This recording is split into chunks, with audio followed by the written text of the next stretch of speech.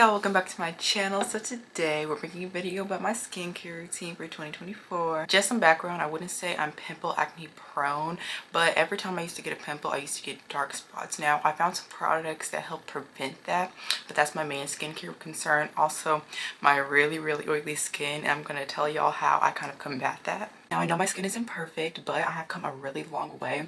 This is my main dark spot right now, but other than that I don't really have a lot of like major skincare concerns. I just want to give this video because I'm not perfect. A lot of YouTubers, they kind of have perfect skin, so it's hard to kind of see that, you know, oh, you actually did have problems. But before we get into the nitty gritty, I wanted to give y'all some tips on how to prevent these issues from happening in the first place. If you want to skip these tips, which I wouldn't recommend, you can skip to this time. My number one tip, this is especially big for the black girls, do not let your hair sit on your face.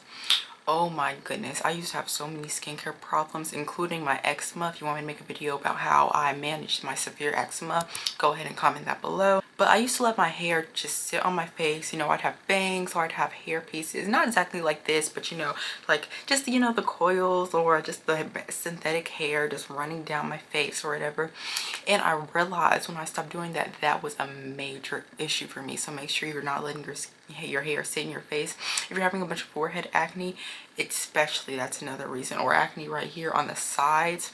Every time I get a pimple right here, it's because my hair is coming in my face, whether it's from braids or something else. So I always try to make sure I keep my hair pinned back. Also, bangs are just a no-go for me, whether it's real hair, fake hair. It gives me major forehead issues, like any sort of like darkness or whatever you might see up here, that is from hair, and I'm trying to combat that because obviously I love having my hair done whatever way. Number two, wash your sheets. Your sheets can harbor so much bacteria, and if you have a really fragmented detergent, make sure that you maybe try to switch up your detergent to a more clean one just to see if that helps. Number three, drink your water. A lot of people, especially younger people, don't want to drink their water. You gotta be able to flush yourself out. Your body cannot completely flush itself out if it doesn't have enough water, and your skin can't be as supple and it can't fight the issues that might be going on if you're not drinking enough water. Number four, do not just be touching your face, scratching your face, picking at your face. Don't be putting your hands on your face if you haven't freshly washed your hands. And I would say if you're not going to do your skincare routine and cleanse your face, do not be touching your face. Number five, this is a really big one for me. Do not let your face oils or makeup sit on your face. When you get back from doing your day activities, just go ahead and wash your face. Get all that stuff off. Don't let it sit for hours and hours. Even if you're going to be doing your skincare later, just make sure that you're getting that stuff off your face as quickly as possible. Number six, don't use products with too much fragrance. You do not need all that fragrance on your face, and it can really irritate your skin. Number seven, keep your skincare routine relatively simple. Don't keep switching up your products, and try to just keep a routine, like a real routine. I know, especially in the age of TikTok, it's easy to just switch up your skincare all the time, but make sure you're sticking to certain things, because if you're constantly switching up your skincare routine, if something irritates your skin, you won't even know what it is. So you won't know what's helping, what's not. So just make sure you keep your skincare routine relatively simple and don't be switching up your products too much. Number eight, this is a really big one. If you're dealing with dark spots, do not pop your pimples. I don't know what it is. I don't know if it's because you're disturbing your skin, but do not pop your pimples. It's just going to make things worse in the long run. The pimples that I pop versus just regular pimples that I just let stay, the ones that I pop take way longer to clear up afterwards. Number nine, use products that are for your skincare concerns, for your skincare issues. Why are you using a product that's for dry skin if you have oily skin? Make sure that you are using products that are for your skin problem. Have dark spots, use a vitamin C, use the turmeric, use things like that. That will actually get rid of your skincare concerns. If you have oily skin, don't use things that are for dry skin. And that goes for every single product in your skincare routine. Make sure that you're using products that are built for you. This is really controversial with black people, but use SPF. I know we might feel like we don't need it. I was avid not using SPF Parsive, but I've noticed that ever since I started using SPF, my dark spots have gotten a lot lighter. My hyperpigmentation on my neck, which is my main concern right now, has gotten better. Because obviously, you know, the sun is only going to darken things up. So if you have dark spots, hyperpigmentation, make sure you're using SPF. So we're in the good part, my actual skincare products I'm going to be using in 2024. A lot of these products I've been using for at least a few weeks, so I can give y'all like a real, you know, a real review. The first step, we're going to be getting into my cleansers. I've been using this cleanser for a few months. This, I'm not even gonna try to butcher the name. It's less something, and it's kind of like not showing up, but it's basically a medicated cleanser with I don't want to butcher that. I'm sorry, I can't really say it too well. And it targets excess oil and acne breakouts. Obviously, if you want to not have dark spots, you want to make it something that prevents acne breakouts, and this targets excess oil, and I have really severely oily skin.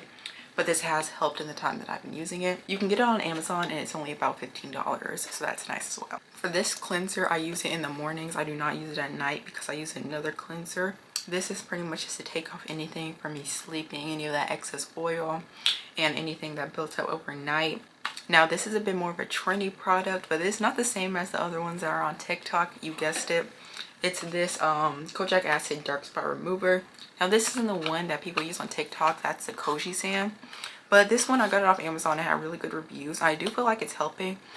Now, for my dark spots, do I feel like this is really improving my dark spots? Well, I feel like the hyperpigmentation on my neck has went down some. On my back, the hyperpigmentation for my eczema, that has definitely cleared up a lot. But the main thing I use this for now is getting all, this is really antibacterial, y'all. This is, I can just tell since using this, I have not been getting a lot of pimples. It really cleanses my skin really good, which is why I use it at night. I use it once a day at night, every single day, and it has really helped with my it's really helped with me preventing pimples, because if you want to prevent dark spots, you have to start at the source, which is pimples. Dark spots have been going away. Like, I mean, the small ones that I used to have all over my face have went down, and I let this try to sit for about 20 to 30 seconds. I lather it up, and this lather is really good.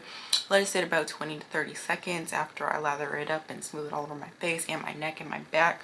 This has helped with my eczema so much. Oh my gosh, because it just keeps everything so clean, to where it's like things don't even have a chance to really start, and I love it so much. I would say this is pretty strong, so you know, maybe do it like once a week, maybe twice a week, and then just build up. That's what I was doing. And a lot of people say don't use it once a day, but I just use it at night. I don't use it in the morning, and I wouldn't recommend using this in the morning if you are going to. And with that other cleanser, they have actives in it, so use SPF, because that's really important in protecting your skin. It doesn't dry my skin out. It doesn't dry my skin out too bad either. It does have shea butter in it and olive oil, so I'm not going to say that it just dries you out, but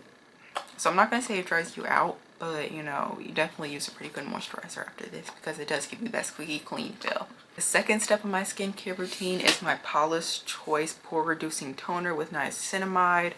Here's how it looks up close. This really does give me that. It's also for oily combination skin. I really enjoy it. I feel like it just makes sure that anything left over, I get it off.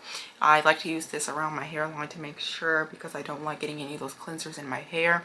I don't want to get this in my hair either, but it's more, since I'm using a cotton ball, I can get, you know, closer without feeling like I'm in my hair. I don't have like much of a problem with my pores or having, you know, clogged skin or anything like that, and I do feel like this helps control my acne and I do feel like this helps control my oil during the day, so that's really nice, because I had severely oily skin.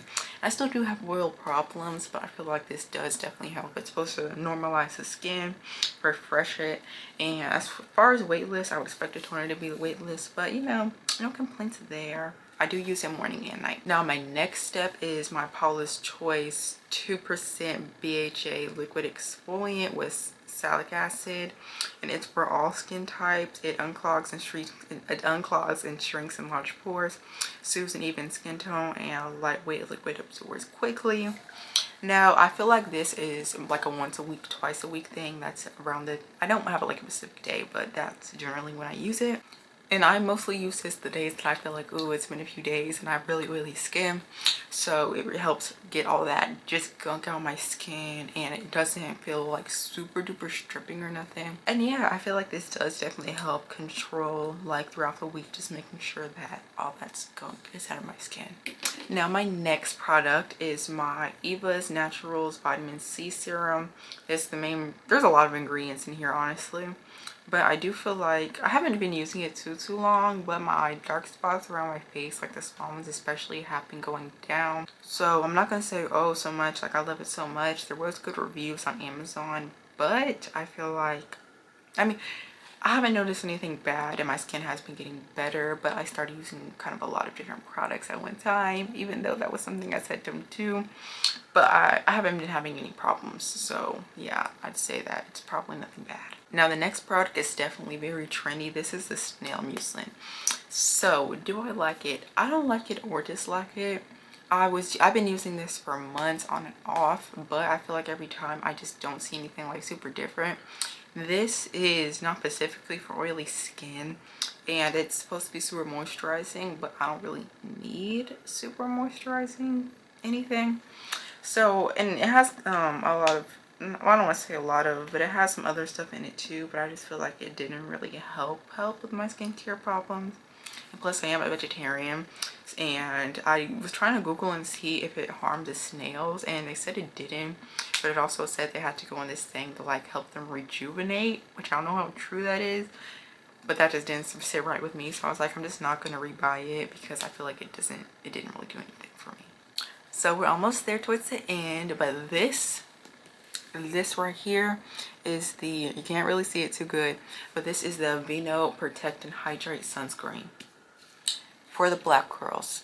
This right here does not leave a white cast. It leaves a good glow. I'm not wearing it right now because it's nighttime, but I use this every single morning. It's 60 SPF and it feels pretty weightless. I don't really notice it on. It doesn't have no bad or strong smell, and I feel like it doesn't clog my pores like a lot of other sunscreens, and it doesn't make my skin extra oily like a lot of other sunscreens. No white cast. I have no complaints about this. I love this and I would buy it again. But last but not least, it's shea butter. So I use this every night, and that's just to make sure that, you know, after all these, you know, kind of heavy products, that my skin is pretty moisturized. And I do like being a natural girly, so a lot of this moisturizers that I saw, they were kind of full of just a bunch of stuff, and I kind of wanted something simple. So this is just from my local beauty supply, and I just, you know, usually just rub it in my hands after I wash them, to let it soften up some. But yeah, if y'all enjoyed, and I hope these products help y'all, maybe give y'all some inspiration. Let me know in the comments if you like any of these products, and I will catch y'all in the next one.